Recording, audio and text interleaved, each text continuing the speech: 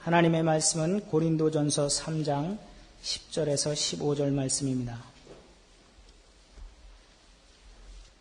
내게 주신 하나님의 은혜를 따라 내가 지혜로운 건축자와 같이 터를 닦아 두매 다른 이가 그 위로 세우나 그러나 각각 어떻게 그 위에 세우기를 조심할지니라. 이 닦아 둔 것 외에 능히 다른 터를 닦아 둘 자가 없으니 이 터는 곧 예수 그리스도라. 만일 누구든지 금이나 은이나 보석이나 나무나 풀이나 짚으로 이 터 위에 세우면 각각 공력이 나타날 터인데 그날이 공력을 밝히리니 이는 불로 나타내고 그 불이 각 사람의 공력이 어떠한 것을 시험할 것임이니라. 만일 누구든지 그 위에 세운 공력이 그대로 있으면 상을 받고 누구든지 공력이 불타면 해를 받으리니 그러나 자기는 구원을 얻되 불 가운데서 얻은 것 같으리라. 아멘. 바울은 고린도전서 3장 도입부에서 신령한 자와 육신에 속한 자를 구별해서 이야기했습니다. 신령한 자, 푸뉴마티코스는 성령 안에서 성령을 쫓아 사는 영적 성숙자를 일컫는다고 했습니다.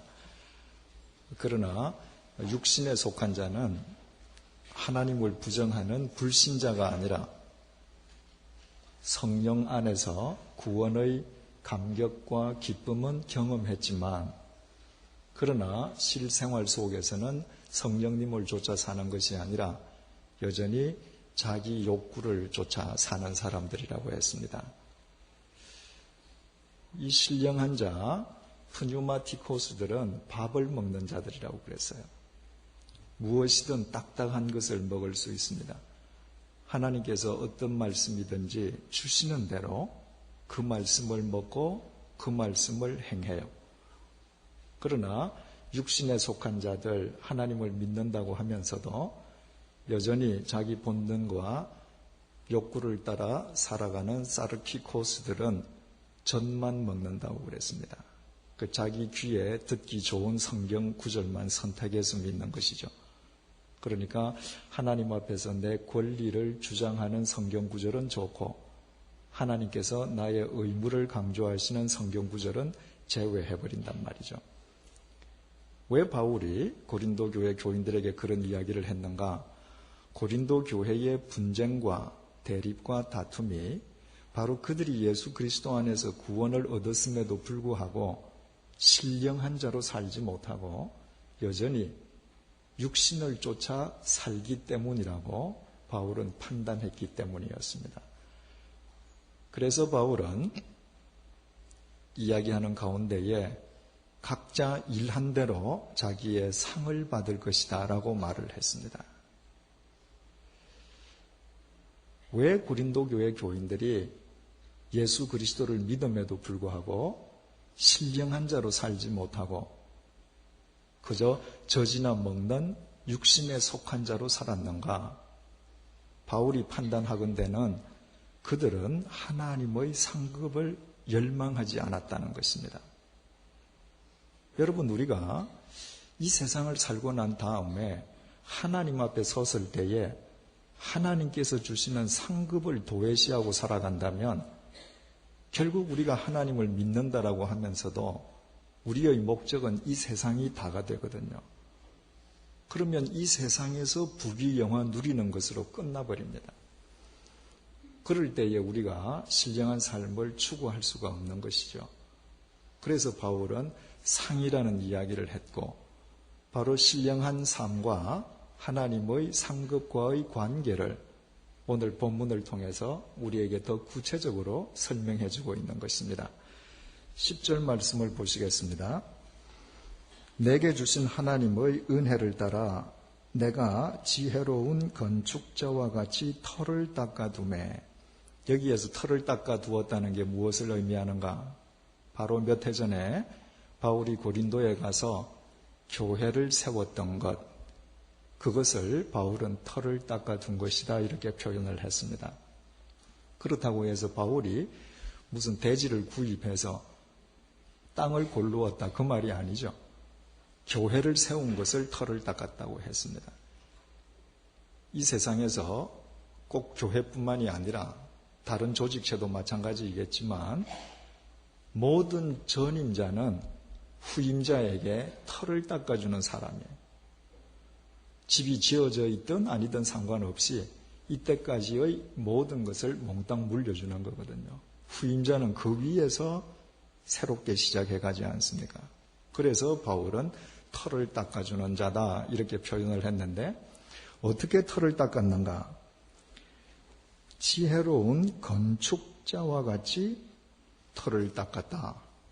여기에서 건축자라고 하는 말은 헬라 말로 아르키텍톤이라고 쓰여 있는데 그 단어의 뜻은 모든 기술자의 우두머리를 이야기하는 겁니다.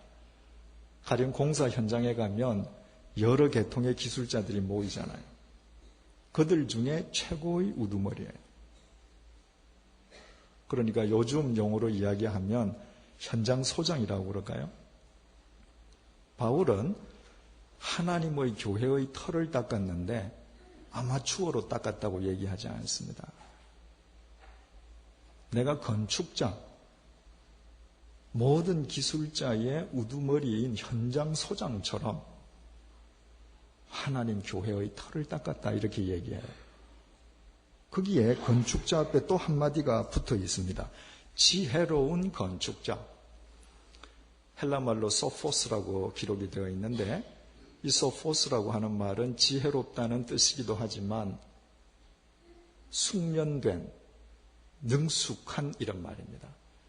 현장 소장인데 현장 소장에 대해서 어설프게 뭘 잘 모르는 그런 현장 소장이 아니라 그 현장에 대해서 능숙하고 숙련된 건축자로 교회의 털을 닦았다 이렇게 말을 합니다.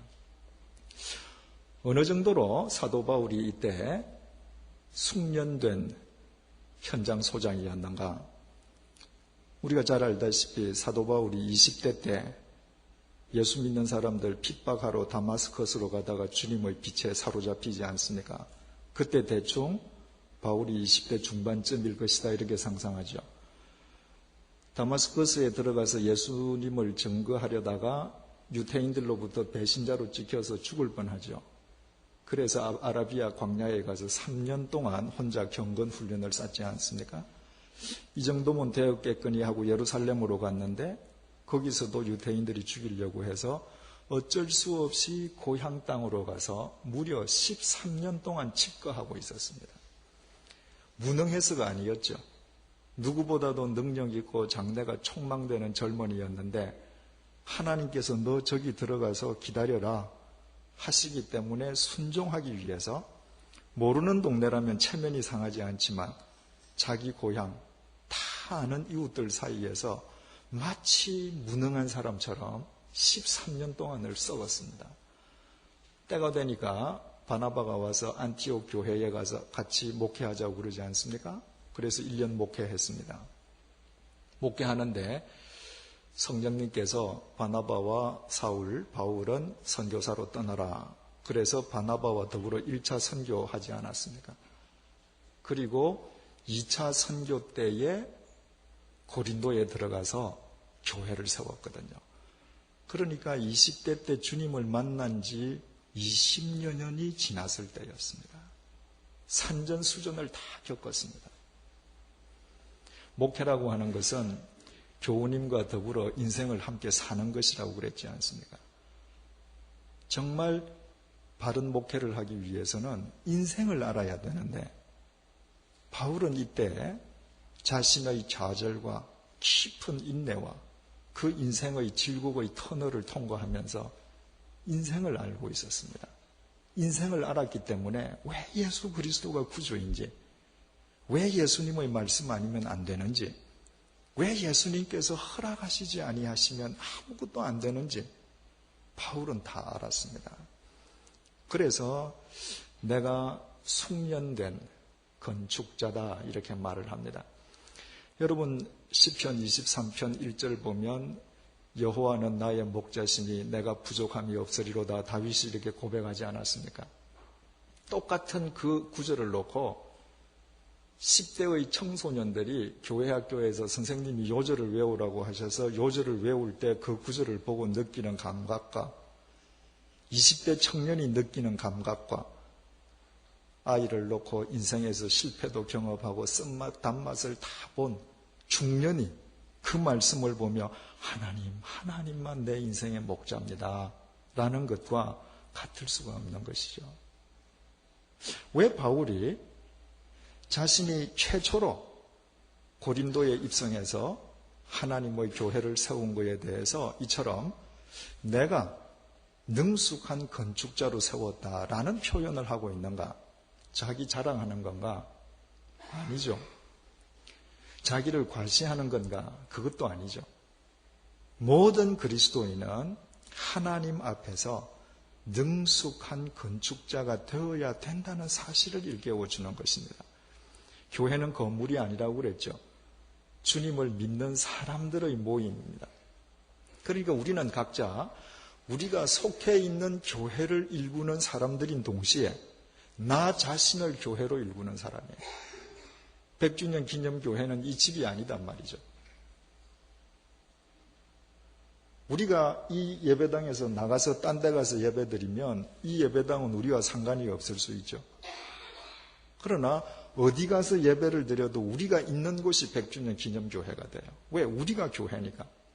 그러니까 우리 모두가 함께 힘을 합쳐서 교회를 바르게 일구어야 될 책임이 있을 뿐만 아니라 우리 각자 한 사람 한 사람이 다음 주일날 보겠습니다마는 하나님의 거룩한 성전이단 말이죠. 나 자신을 또 성전으로 일구어야 될 필요가 있습니다. 그렇다면 우리 각자가 우리 자신들을 바른 교회로 세우는 숙련된 건축자가 되지 않으면 안 된단 말이죠. 그 건축자가 되지 못할 때 우리는 일평생 젖이나 먹는 미숙한 신앙으로 끝나게 된단 말이죠. 우리 모두 그리스도 안에서 정말 숙련된 건축자가 되어야 합니다. 저 스스로도 숙련된 건축자가 되기 위해서 계속 노력하겠습니다. 제가 할 수 있는 일이 있다면 우리 교우님들 여러분들 한 분 한 분들이 숙련된 건축자로 자기 생을 바르게 세우실 수 있도록 도와드리는 것이죠. 모든 교우님들이 서로 돕는 것입니다. 저는 우리 교회가 시작된 지 이제 2달 반 됐나요? 그런데 지금 교역자가 저를 포함해서 3사람 있는데 저를 빼면 2분이 계시고 또 내년 초 되면 또 이제 오셔야 되겠습니다만은 저희 교회에 교역자님을 모시는데 저는 정말 능숙한 건축자를 뽑기 위한 2가지의 조건을 갖고 있습니다. 품성이 좋아야 된다. 영성이 깊어야 된다. 그건 뭐 기본이니까 말할 필요가 없겠죠. 제가 생각하는 조건은 첫째로 우리 교회 교역자가 되는 분들은 집을 자기가 책임져야 돼요. 그래서 우리 교회에서는 사택을 안 해드릴 겁니다. 2번째로 우리 교회 교역자가 되시는 분은 남자일 경우에 부인이 직업을 갖고 있어야 합니다.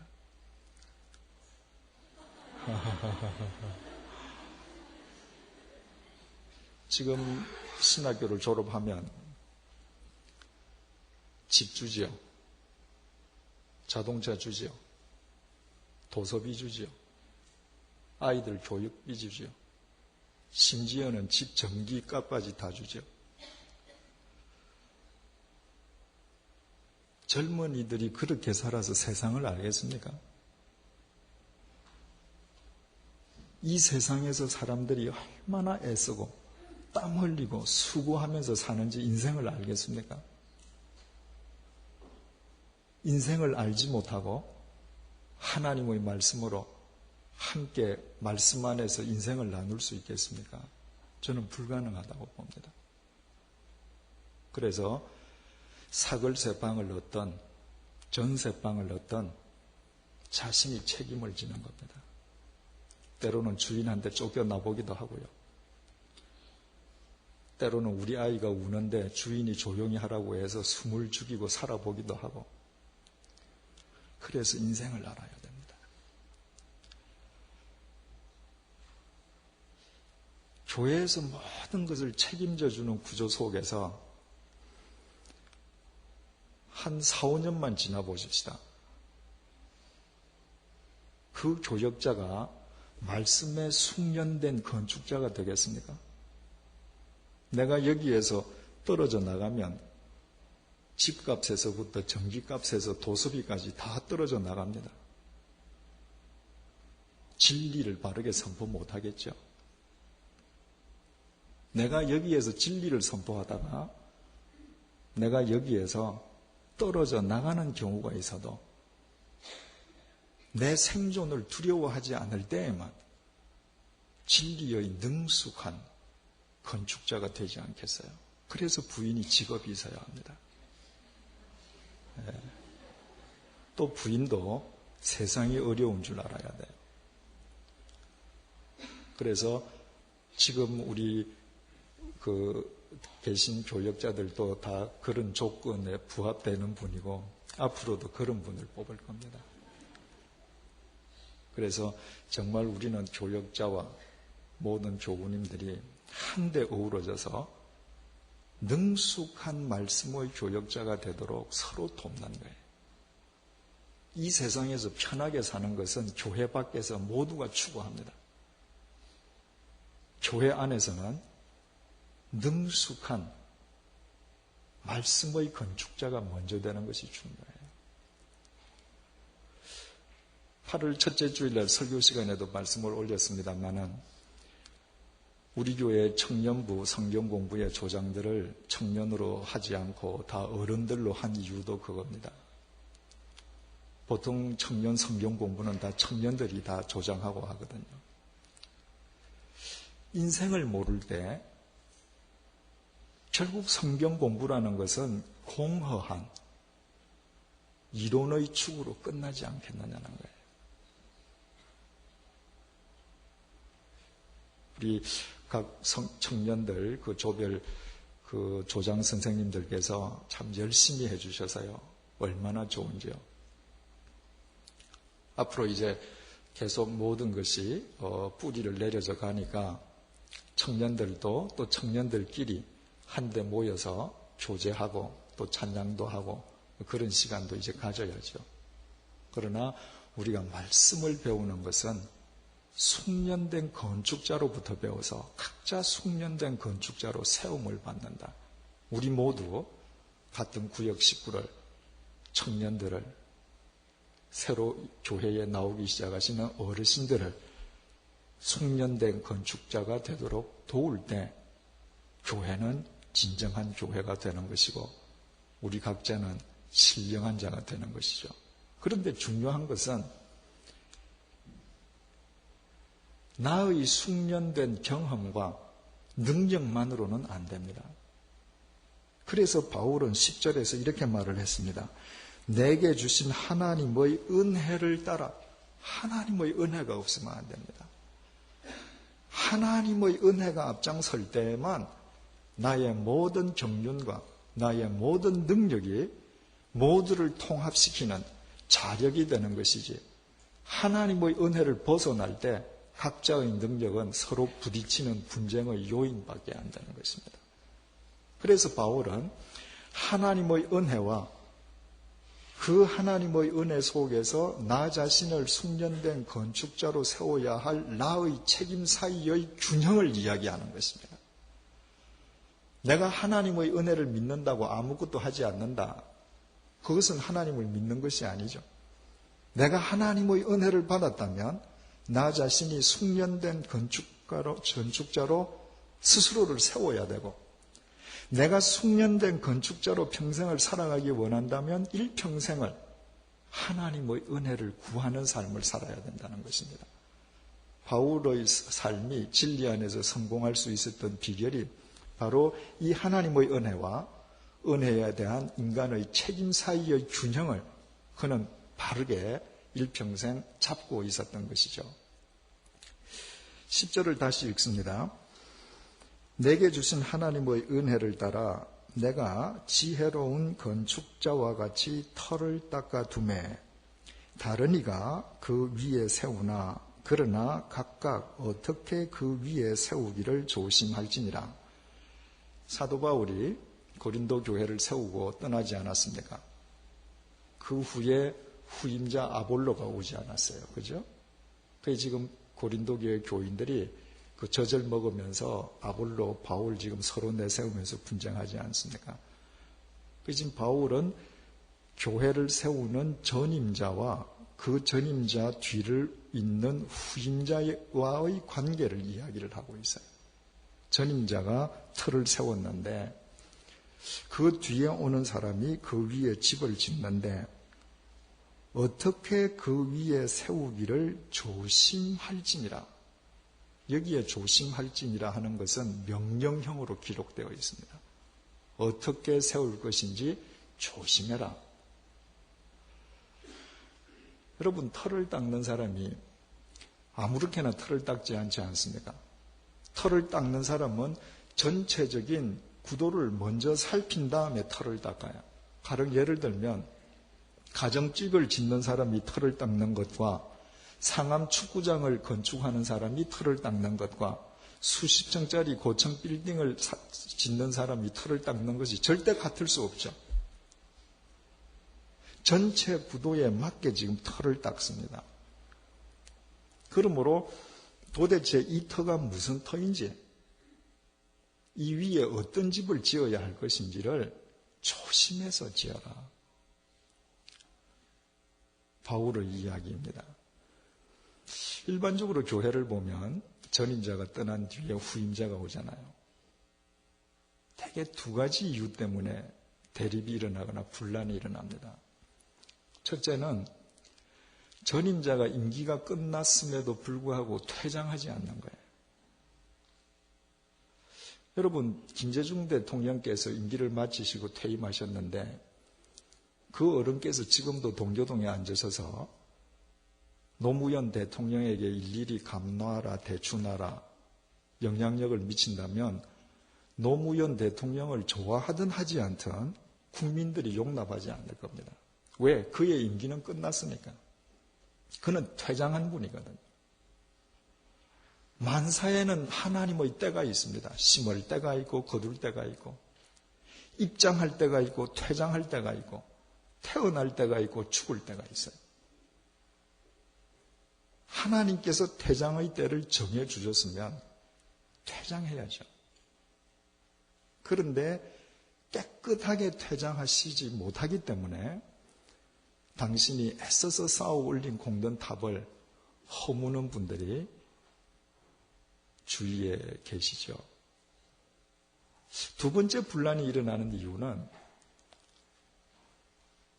전임자를 뒤를 이은 후임자가 전임자의 터가 무슨 터인지 전혀 인정하지 않고 부정해버리는 것입니다. 하나님께서는 성경에서 족보를 강조하셔요. 신약에서도 족보가 나오고 구약에서도 족보가 나오고 그러잖아요. 성경 전체를 통해서 하나님께서 쭉 이루어 가시는 하나님의 역사를 보십시오. 하나님은 한 개인 개인을 긴 쇠사슬의 하나의 고리로 사용하셔요. 모세라는 고리에 여호수아가 얽혀지고 사울이라는 고리에 다윗이 얽혀지고 솔로몬이 얽혀지고 그래서 하나님의 구원의 역사가 펼쳐져 갑니다. 그렇다면 내가 어떤 고리에 걸렸을 때에는 이 고리가 도대체 무슨 고리인가? 무엇을 지향하는 고리인가? 그것을 먼저 아는 것이 중요하죠. 고리에 걸려져 있으면서 이 윗고리는 다 필요 없다. 새로 시작하자. 그러면 하나님께서 그분을 고리에 걸지 않고 처음부터 개척하게 하시겠죠. 제가 스위스에 있을 때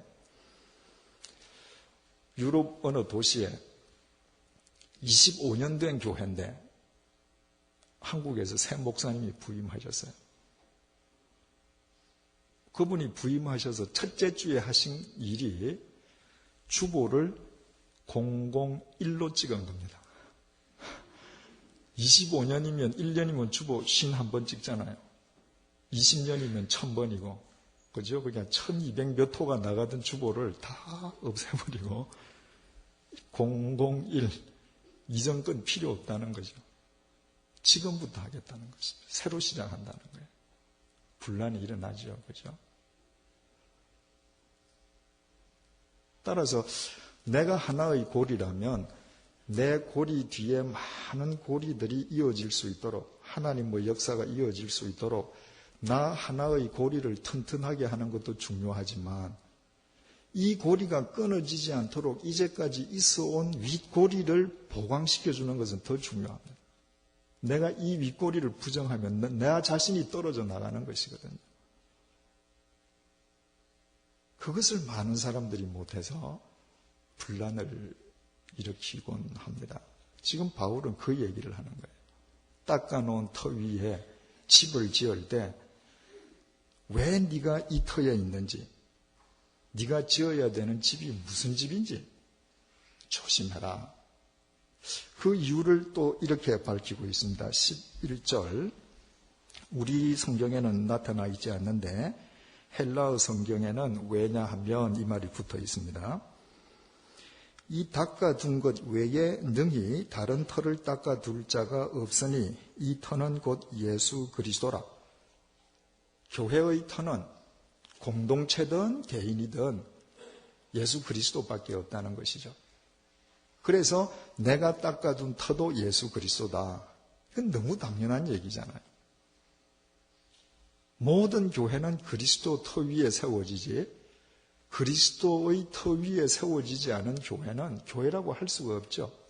왜 바울이 이렇게 당연한 얘기를 하는가? 11절을 다시 읽을게요. 이 닦아둔 것 외에 그 외에 공표를 한번 해보십시다. 닦아둔 것 외에 그 단어의 헬라 말의 뜻은 본래 뜻은 곁에라는 말이에요. 곁에. 닦아놓은 터 곁에 딴 것을 닦으면 안 된다는 거예요. 이 터 곁에 딴 터를 닦아도 예수 그리스도이어야지 딴 것을 닦으면 안 된다는 것입니다. 자, 무슨 말인가? 우리는 다 예수님을 믿는 사람들이에요. 그리고 예수님을 구주로 고백합니다. 그런데 누가 육신에 속한 사람처럼 살아가는가? 예수님의 이름을 빙자해서 그 곁에 내 터를 따로 닦는 겁니다. 그게 육신대로 사는 사람이에요. 예수님은 명분이에요. 그분은 내가 구주라고 고백하지만 그분 앞에서 나를 부인하는 것이 아니라 그분을 이용해서 내가 뜻하고자 하는 바를 이루어가기 원하는 것입니다. 지금 바울은 그걸 금하는 거예요.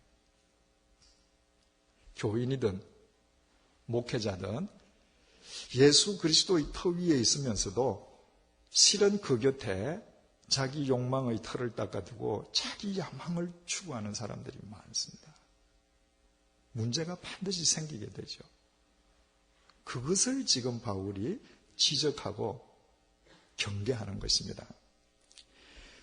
12절 말씀, 이 터는 곧 예수 그리스도라. 12절, 만일 누구든지 금이나 은이나 보석이나 나무나 풀이나 지표로 이 터 위에 세우면, 자, 예수 그리스도라는 터 위에 이제 집을 짓는데 지금 재료가 6가지가 나왔습니다. 금, 은, 보석, 같은 카테고리예요. 두 번째 카테고리는 나무, 풀, 집. 차이가 뭐죠? 금, 은, 보석은 불변이에요. 변치 않습니다. 그러나 나무, 풀, 짚은 아무리 채색을 잘하고 아무리 멋지게 장식해도 언젠가는 소멸되어 버리고 맙니다. 예수 그리스도 위에 내가 금, 은, 보석으로 집을 짓는다는 게 뭐겠어요? 주님을 향한 순전한 믿음으로, 주님을 위한 헌신된 마음으로, 주님 안에서 확고하게 구별된 삶으로 나를 세워가는 것입니다. 반면에 나무와 풀과 짚으로 짓는다는 것은 주님 곁에 자기 터를 따로 둔 사람입니다. 나를 위해서 사는 거예요. 그리고 주님을 위해서는 인생 다 살고 남은 나무, 풀조가리, 집조가리 이런 걸로 자기를 교회를 세우려고 하는 거예요. 겉으로는 잘 채색이 되어 있어서 표가 안 나죠. 지금 바울은 이 구절을 통해서 뭘 강조하고 있는가? 사람들은 교회라고 할 때 그 교회의 크기, 그 교회의 외형에 관심이 많습니다. 얼마나 크냐? 얼마나 아름답게 지었느냐? 바울은 그게 중요한 게 아니라 무엇으로 짓느냐가 중요하다는 것입니다. 무엇으로 교회를 지어요? 벽돌로? 돈으로? 그렇지 않습니다. 우리의 순전한 믿음과 헌신된 마음과 확고하게 구별된 삶으로 짓는 거예요. 내가 평생을 그렇게 살아간다는 것은 내가 예수 그리스도를 내 터로 삼고 있다는 말이거든요. 그렇게 살지 않을 때 결국은 나는 내 자신의 또 다른 터를 갖고 있는 것이고, 그것은 하나님 보시기에 나무요 풀이요 집 정도밖에 안 된다는 것입니다. 누가 신령한가? 금과 은과 보석으로 자기를 교회로 세워가는 자요. 누가 육신에 속한 자인가? 나무와 풀과 짚으로 자기를 세우는 자라는 것입니다.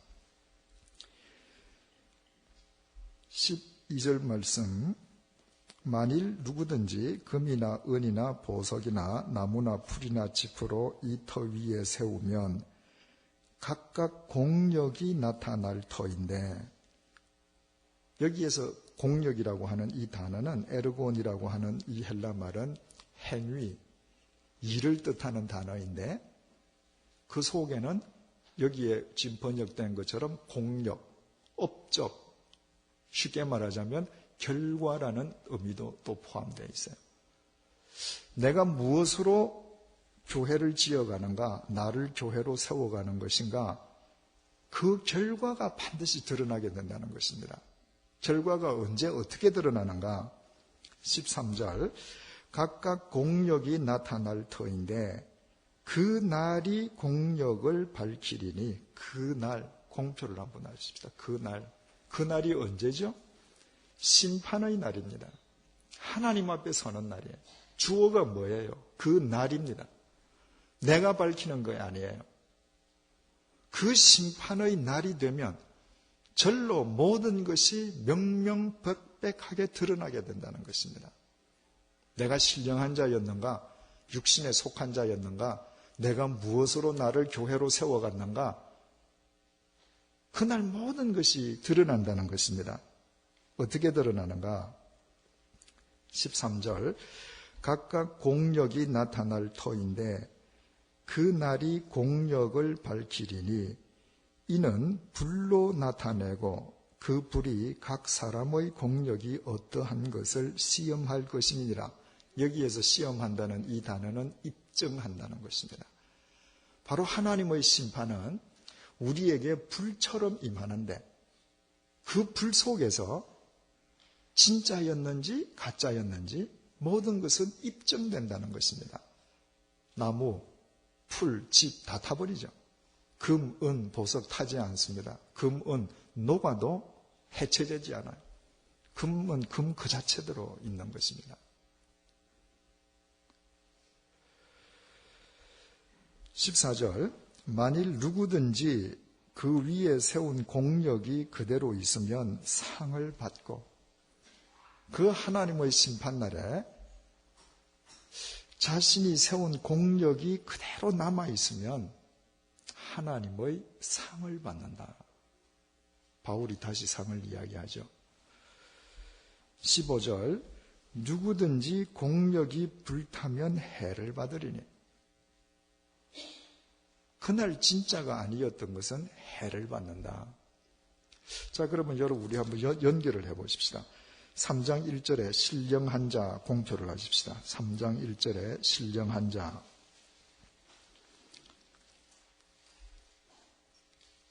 2절에 내가 너희를 저저로 먹이고 밥으로 신령한 자하고 밥하고 연결하십시다. 12절 만일 누구든지 금이나 은이나 보석 공표하십시다. 그리고 밥하고 연결을 하십시다. 14절에 상을 받으리니 상하고 연결을 하십시다. 신령한 자가 뭔가? 하나님의 말씀을 모두 다 받는 사람이에요. 밥을 먹는 자예요. 그 사람은 어떤 사람인가?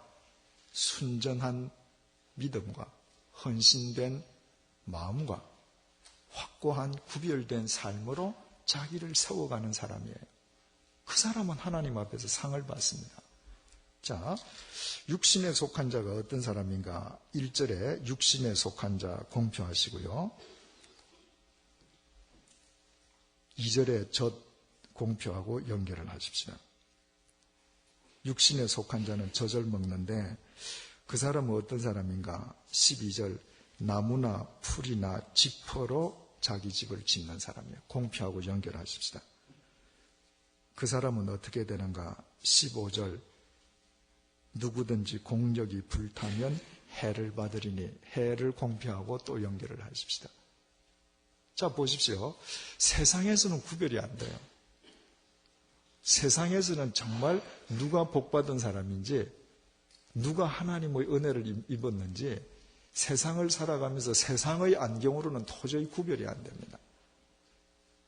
그런데 그날이 되면 모든 것이 명명백백하게 이처럼 드러난다는 것입니다.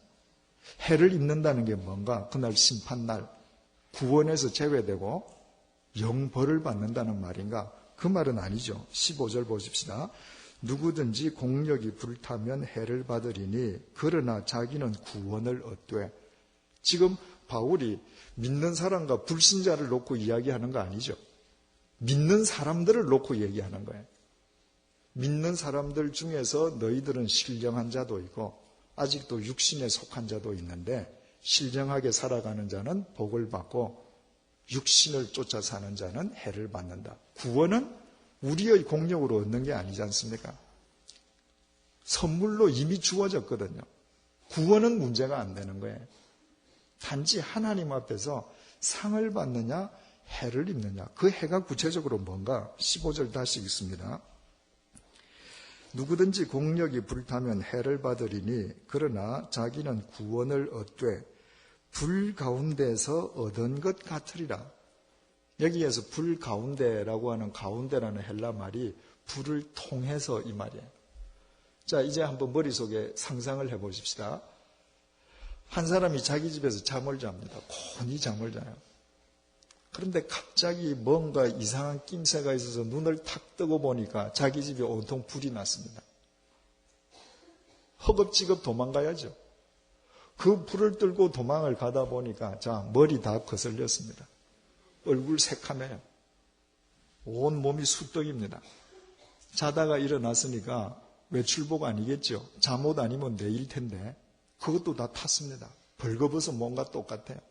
겨우 불을 들고 나가서 살았구나 하고 안도의 한숨을 쉬고 눈을 떡 뜨고 보니까 누가 있어요? 동네 사람들이 다 구경 나왔어요. 첫째, 창피하겠죠. 자기 집 몰골이. 두 번째로 평소에 방화를 소홀히 했던 것이 후회스럽겠죠. 예전에 그 대형각에서 큰 불이 나지 않았습니까? 그 불이 나고 나서 그 헐리우드 영화사가 거기에서 소재를 따서 만든 영화가 스티븐 맥퀸의 타워링 하는 영화였지 않습니까? 근데 거기에 보면 재밌는 대사가 나와요.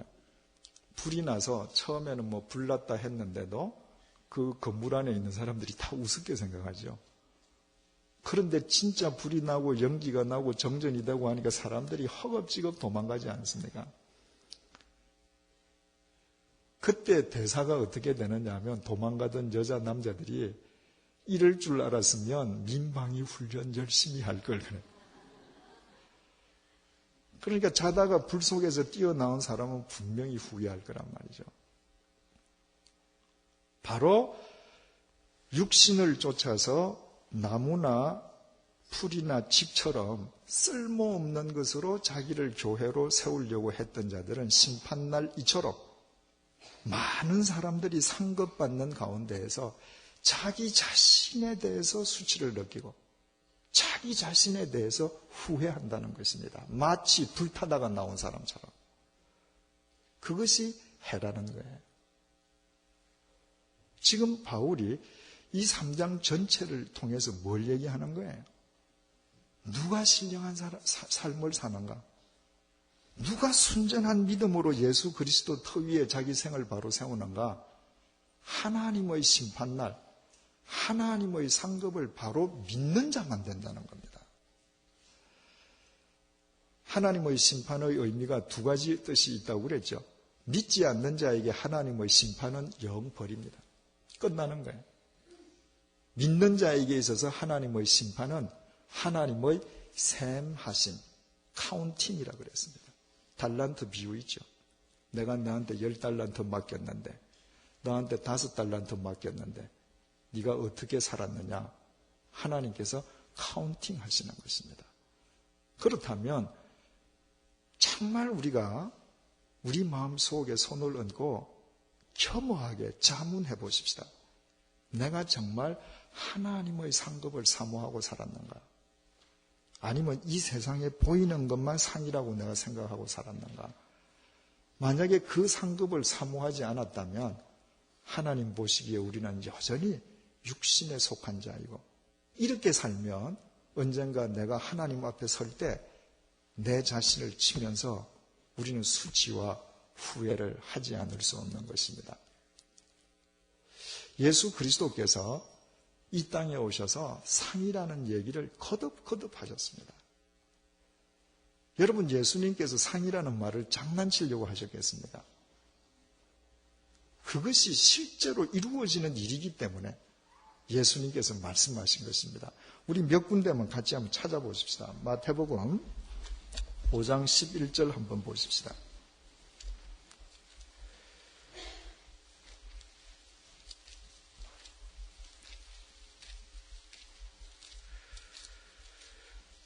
마태복음 5장 11절 말씀. 나를 인하여 너희를 욕하고 핍박하고 거짓으로 너희를 거스려 모든 악한 말을 할 때에는 너희에게 복이 있나니 기뻐하고 즐거워하라. 하늘에서 너희의 상이 크미니라. 상이 크다. 공표를 한번 해보십시다. 예수 그리스도 때문에 핍박받을 때 그것을 감수하면 하늘에서 상이 크다고 말씀합니다. 여러분, 많은 분들이 핍박의 시대가 끝났다고 말하죠. 그렇지 않습니다. 오늘날 핍박이 끝났다고 말하는 사람은 교회당 밖 세상 속에서 주님의 말씀대로 살려고 한 번도 애써보지 않은 사람이에요. 여러분들께서 주님의 말씀대로 살려고 하면요, 기업에서 승진이 늦습니다. 여러분을 고지식한 사람으로 볼 겁니다. 여러분이 하나님의 말씀대로 장사를 하면 내가 거짓말 한 번 하면 100원 벌 수 있는데 상대적으로 여러분들이 50원 벌고 만족해야 해요. 오늘날도 예수 믿는 사람에게 핍박은 있습니다. 누가 그 핍박을 이기는가?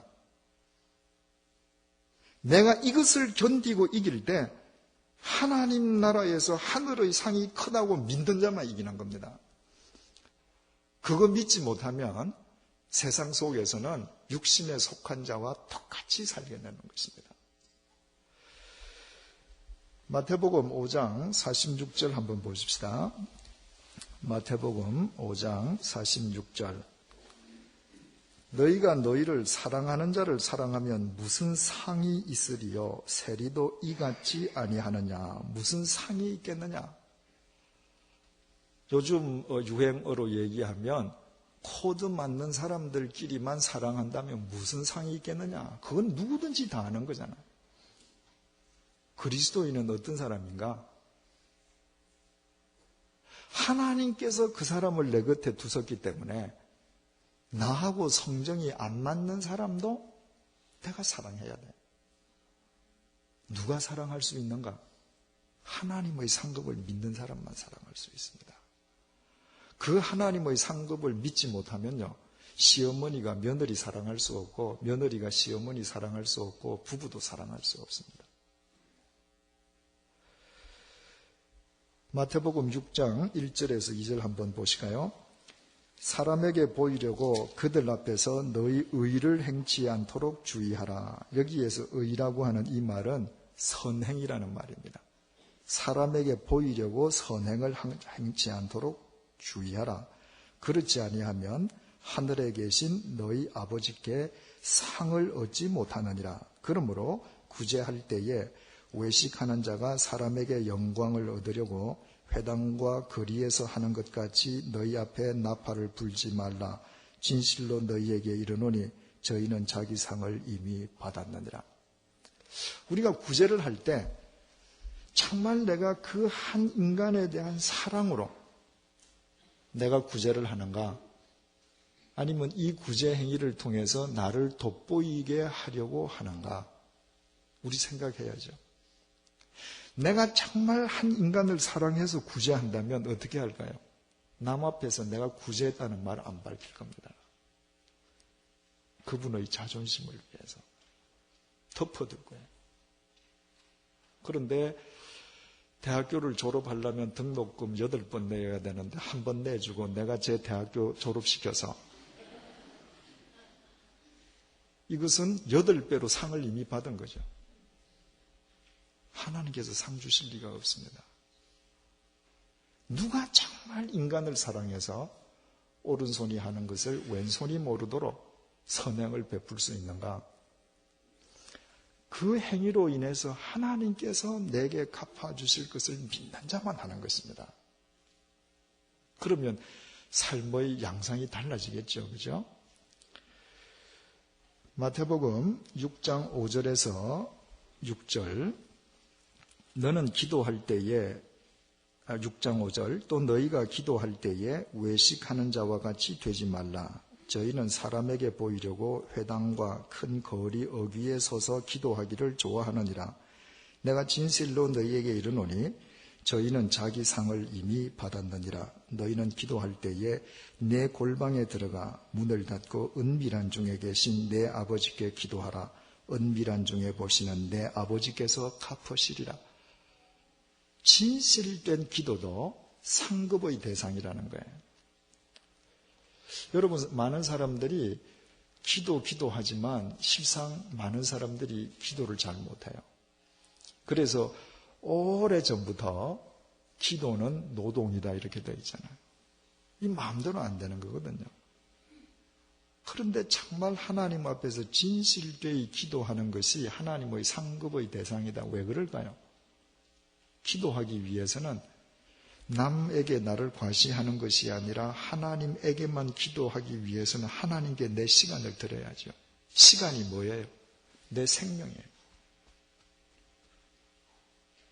오늘 지금 하루 밤 9시라서 21시간 지났다. 21시간만큼 내 생명이 없어진 거잖아요.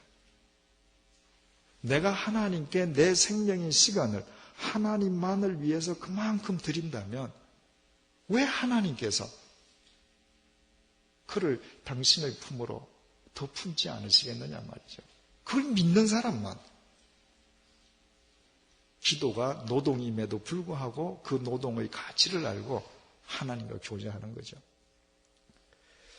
마태복음 10장 42절 말씀입니다.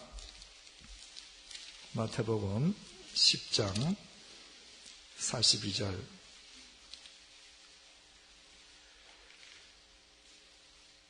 또 누구든지 제자의 이름으로 이 소자 공표 한번 해보십시다. 소자 중 하나에게 냉수 한 그릇, 냉수 공표하십시다. 냉수 한 그릇이라도 주는 자는 내가 진실로 너희에게 이르노니 그 사람이 결단코 상을 잃지 아니하리라.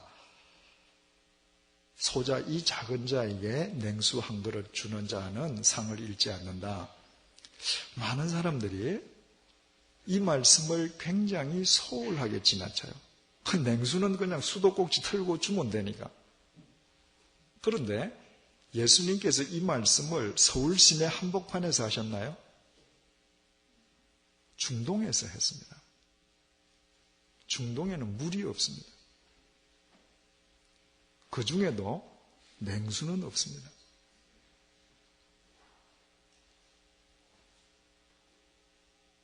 여러분, 집에 냉수를 보관하려면 어떻게 해야 되겠습니까?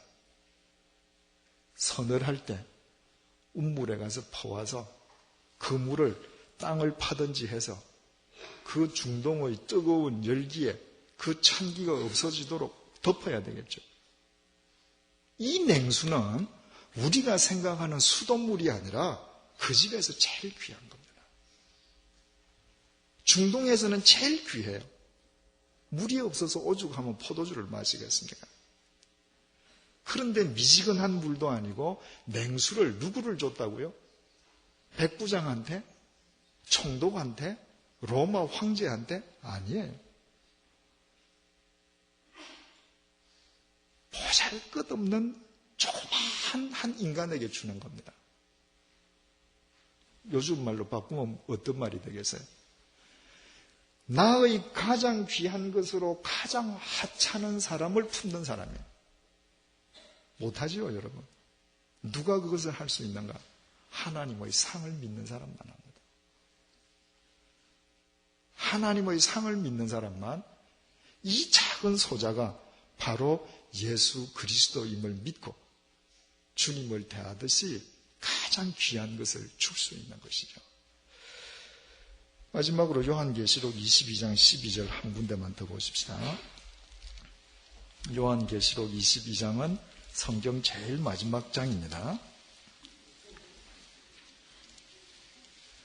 왜 웃으셔요? 제가 틀린 말 안 했죠? 네.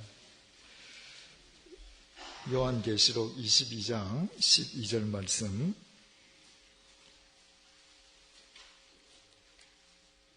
보라, 내가 속히 오리니 내가 줄 상이 내게 있어 각 사람에게 그의 일한 대로 갚아주리라. 주님께서 성경 마지막 장에서 하시는 말씀입니다. 내가 너희들에게 줄 상이 있는데 이 상은 그냥 주는 것이 아니다. 너희들이 일한 대로 갚아주는 상이다. 성경은 한 번도 이 상의 구체적인 내용을 밝혀주지 않습니다. 왜? 이 상은 세상이 주는 상급과 다르니까요. 이야기해봐야 우리가 이해 못하니까. 중요한 것은 이 상의 구체적인 내용은 밝히지 않지만 상을 주신다는 확실성에 대해서는 주님께서 거듭 강조하십니다. 그렇다면 이제 우리가 다 해답을 얻었죠. 왜 우리가 신령하게 못 삽니까?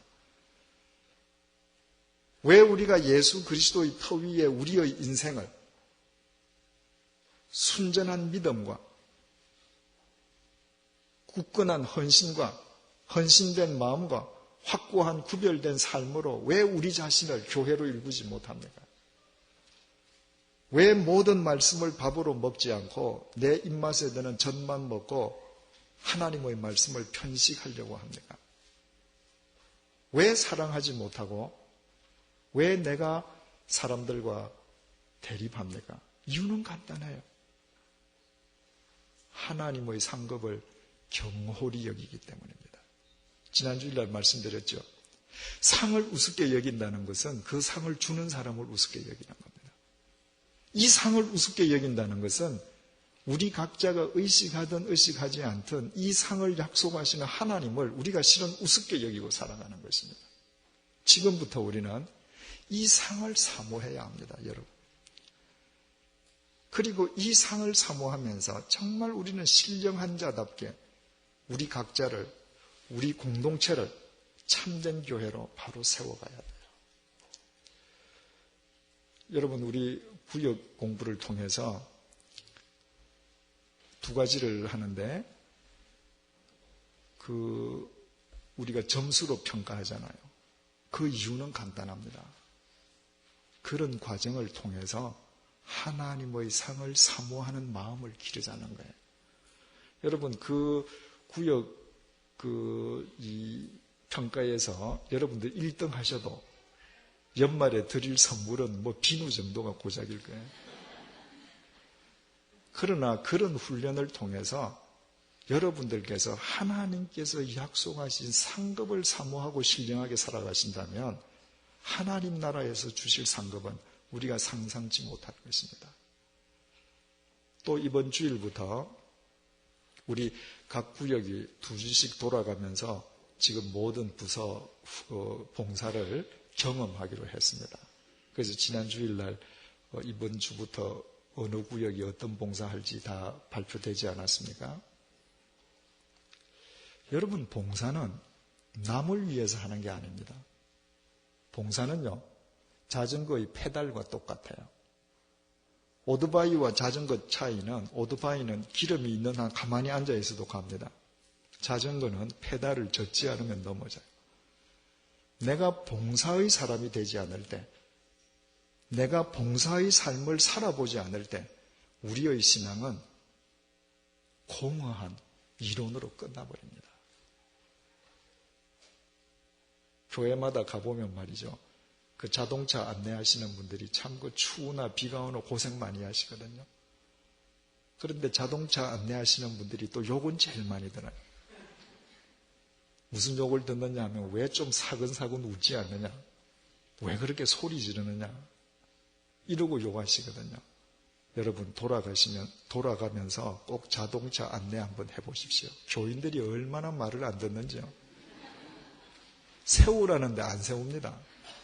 그거 한번 해보면 차량 안내하시는 분들이 웃지 않으실 때, 아, 저분들 또 누가 속색였구나 이해하게 되는 것이죠.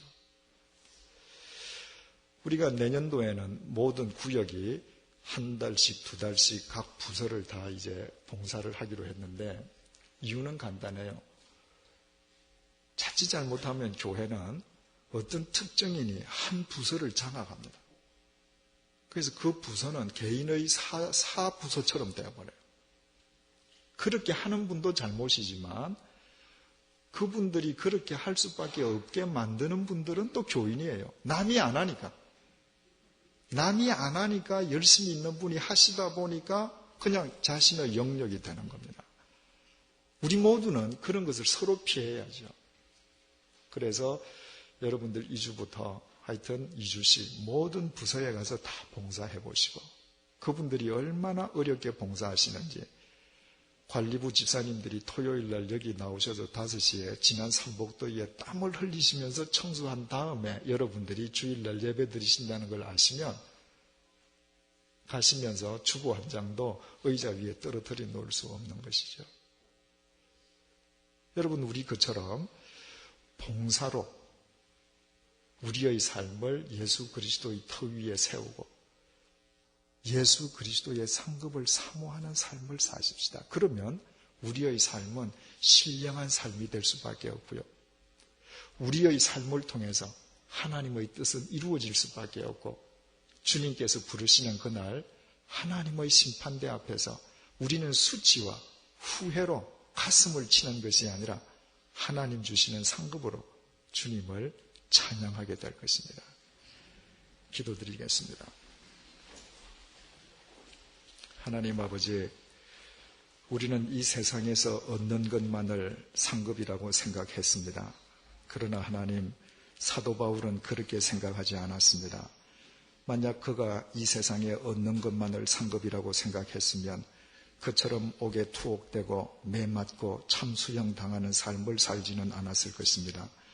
하나님, 사도 바울이 그처럼 살 수 있었던 것은 하나님께서 주시는 신령한 상을 사모했기에 뒤를 보지 않고 오직 표대를 향하여 위에서 부르시는 부름의 상을 향해 뛰어갔기 때문임을 우리는 알고 있습니다. 주님, 신령한 삶을 살기 원합니다.